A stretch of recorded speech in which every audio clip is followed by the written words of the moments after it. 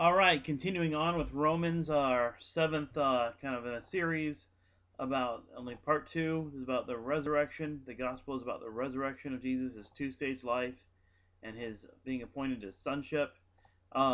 This is very similar to what we see in Hebrews chapter 1, which may or may not have been preached by Paul.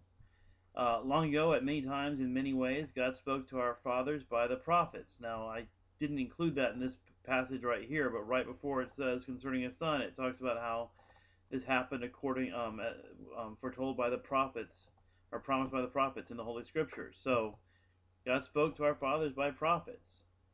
But now he sent a son, and look what it says about his son. After making purification for sins, he sat down at the right hand of the Majesty on high, having become as much superior to angels, as the name as he has inherited is more excellent than theirs. Now this could not be referring to, pre-existent deity, for the simple reason that he didn't inherit that; he already had it. He's talking about something else that he inherited. And look at how he describes this as prophesied. To which of the angels did God ever say, "You are my son, today I have begotten you"?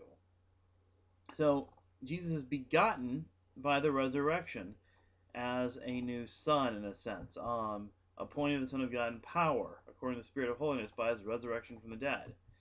So you have that two-stage life. And it's interesting, then in the next chapter of Hebrews, you have something that parallels what we saw last time in Romans 8.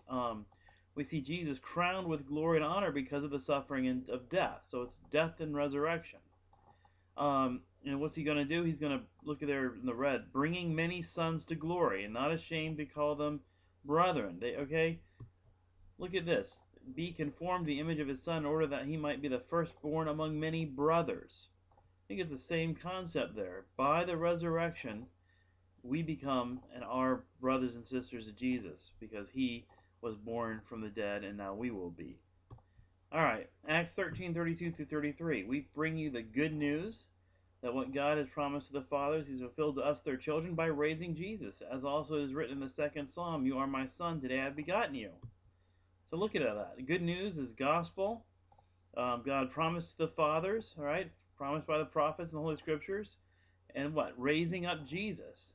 And what does that mean? It means that Jesus has, in a sense, been begotten. "You are my son, today I have begotten you." That's how the second psalm is expounded.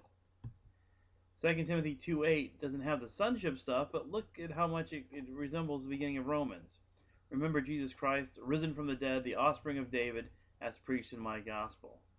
So you've got him born by a seed of David, and then risen from the dead. And this is, the gospel concerning his son.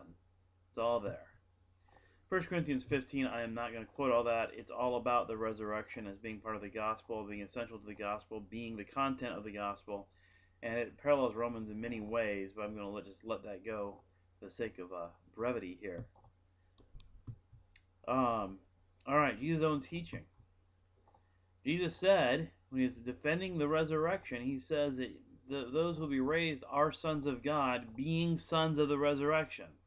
So you become a son of the resurrection. That means you are adopted by God, just like it says in Romans 8.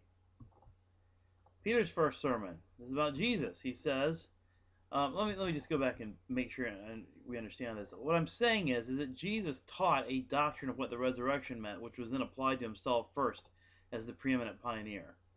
All right, you're a son of God by being a son of the resurrection. Jesus, of course, like I said, he's always the second person of the Trinity, but he has not yet achieved this. No one has. He's given it by God.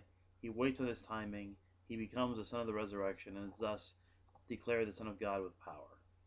And then we are too. Alright. Peter's first sermon. Let's look at this. Jesus delivered up. You raised him up. God raised him up, loosing the pangs of death, because it's not possible for him to be held in it by it. So that's what he's saying. God raised Jesus, raised him from the dead. But it's not pangs that he says. It's birth pangs of death. That just seemed too weird. But that word is translated as pangs every other time in the New Testament. And think about the royal title of Jesus. Here we have Colossians 1:18. This is Paul writing, "the firstborn from the dead." And then in Revelation, dictated to John, we have "the firstborn of the dead." So that's his title, firstborn. And one last thing, in prophecy, Isaiah, we have Isaiah prophesying the earth will give birth to the dead. The idea here is that they're in exile in Babylon and wherever else they're in exile, and have they think they're destroyed. So they talk about trying to give birth, but only to win, and they're losing hope. So it's like they're in a grave, and God says you're going to come out of your graves. You're going to be raised from the dead, if you will. The earth will give birth to the dead. So resurrection is a metaphor for return from exile, and being born from the ground or from the grave, that's a metaphor for resurrection. So death and resurrection is all over Romans. It starts that way, and then Romans 2 talks about the resurrection and the judgment to follow.